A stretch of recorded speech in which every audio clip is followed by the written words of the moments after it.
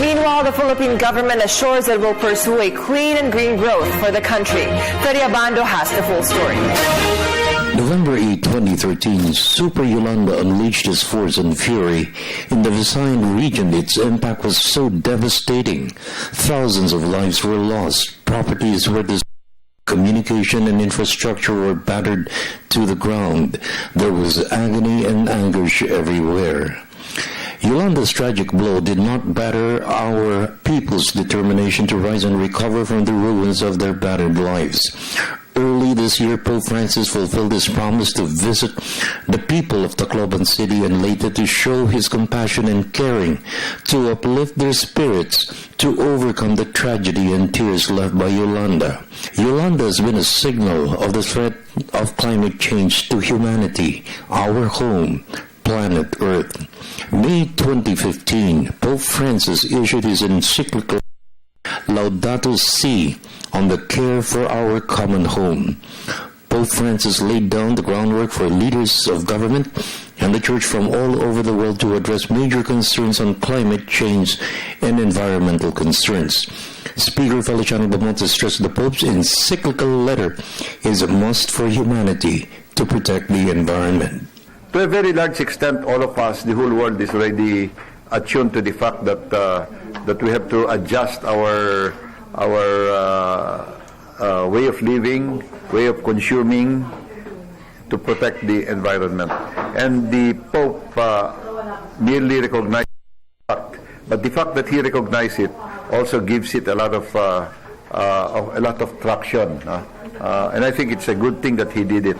Dahil sa itong papang ito, galing ito eh. Ako, I'd always masyadong backward thinking yung mga papa. This is the first Pope that really recognizes the world as it is now and looks forward to problems that are still to come.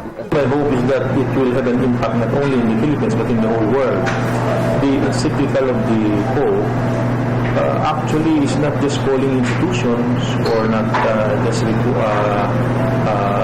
calling upon governments, actually calling upon individuals to somehow do an inward searching and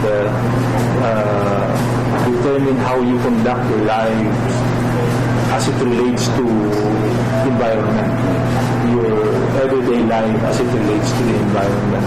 Environment Secretary Ramon Paje, the Pope's message has inspired the government to pursue a clean and green growth for the Philippines.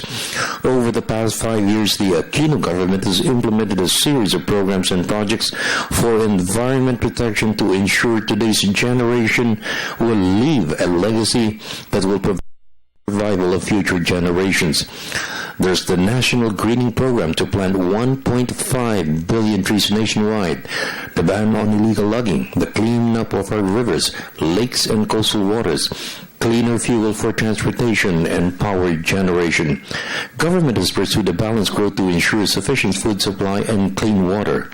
I believe one thing that we have to look into in the Philippines is the way we handle our common properties. These are the forests, the lakes, the water bodies, and so on. In the Philippines, we are not very conscious in dealing with common properties. Pag yan ay lawa, halos lahat gusto magtapon, nandumi dyan. Lahat ng gubat ay hindi inalagaan, kung pwede putulin. So, we are not conscious of our intergenerational responsibility. But we are not here to utilize or use or exploit the resources that we have. We are just here as stewards.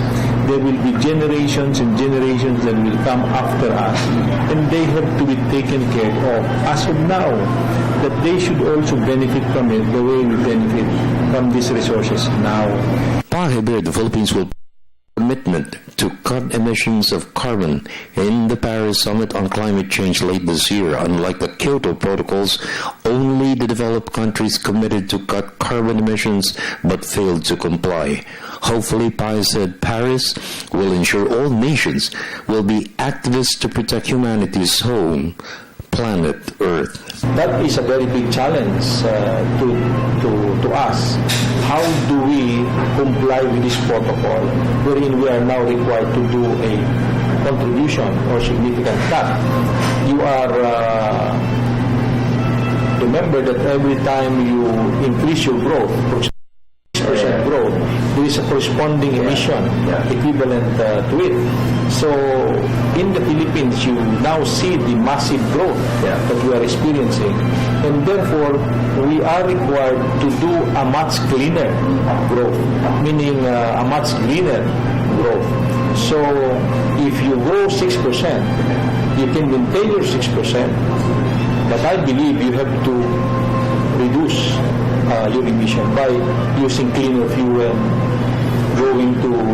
shifting rather to renewables, cleaner consumption, reducing emission from cars, and so on and so on. For the People's Television Network, this is Freddie Abando reporting.